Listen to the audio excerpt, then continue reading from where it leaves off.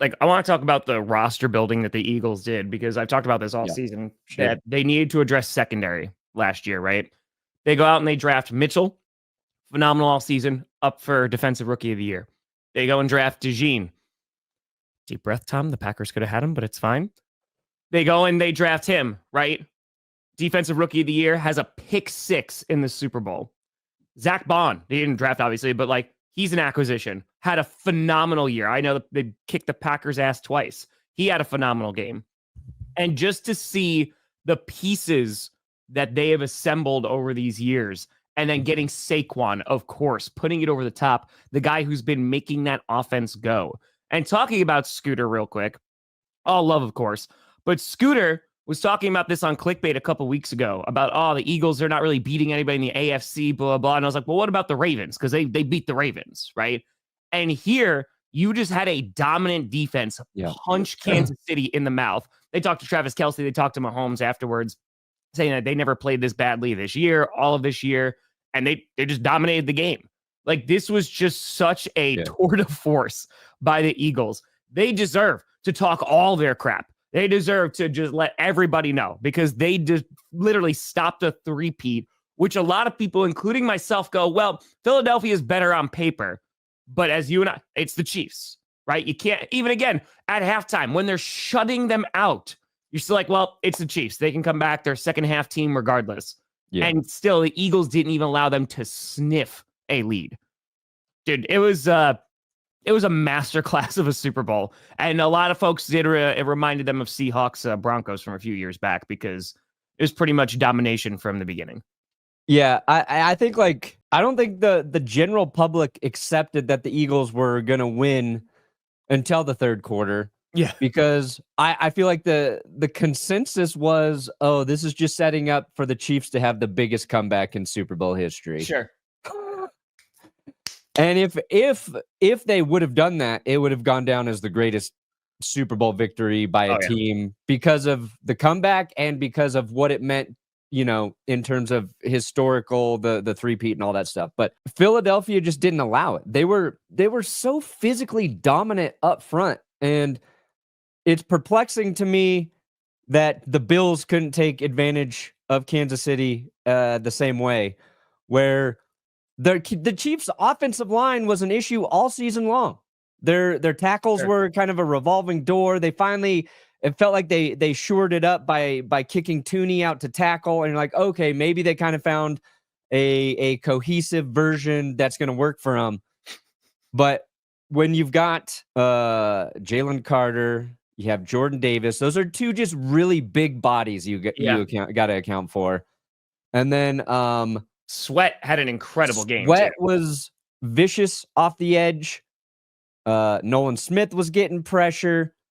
And who is Mitchell? What's Mitchell? Where's Mitchell at? Milton Williams. I'm thinking of Milton Williams, who was dominant. I didn't even really know who the hell Milton Williams was, but he was, I think he had 2 sacks as well. It forced Mahomes to make uncharacteristic mistakes if you're looking at how he played this season. So the pressure was so bad that Mahomes threw 2 bad interceptions. They got a strip sack late, and it completely erased what was some bad officiating as well. Now, the Eagles got the first bad call, but then the Chiefs got disproportionately more bad calls against them.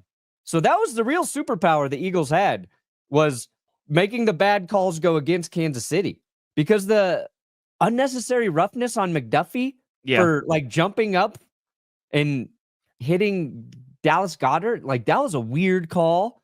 And then another one because Bolton kind of hit Saquon Barkley. I was like, oh God. So, because the first one was the OPI that went in the Chiefs' favor, and we were like, literally everyone was a collective like, well, here we go. It's going to be one of those. And then you had that bad call that was basically a makeup call, and I was like, oh boy. But yes, the officials, they weren't amazing, unfortunately. But again, I'm glad. I'm very, very, very, very happy that the one thing we are not talking about today is the officiating. Yeah. It was bad, but even if every single one of those calls go in the Chiefs' favor, they still get their ass kicked. Yeah, there's nothing could save them in this game. No. So not Satan nor the refs. nay. I think ultimately too, like, because here's the Chiefs, right? So the Chiefs are getting clowned today because there was a collective, oh, thank God, right? They're not going to three-peat because a lot of folks thought it was inevitable. Chiefs fans said it was inevitable. There's still a ton to be proud of. Again, back-to-back Super Bowl champs is pretty insane. The fact that if you're a Chiefs fan and you're upset today, granted, you just lost the Super Bowl, to think that you're upset that you didn't win 3 Super Bowls in a row, like that is perspective is one hell of a drug.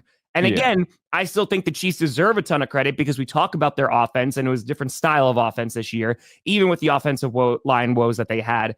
And they still got the number 1 seed. They lost 1 game with their starters during the regular season, and they knocked off both teams that they played in the postseason again. So, man, like I think the Chiefs, like Xavier Worthy, you got a lot of like hope that he is going to develop into a pretty damn good receiver. Of course, there was no Rashee Rice. We'll see what happens with that next year. But ultimately, you know, the Eagles I want to make sure they get their due because they were so damn good. And I know a lot of folks are like, oh, it was a boring ass Super Bowl because it wasn't competitive.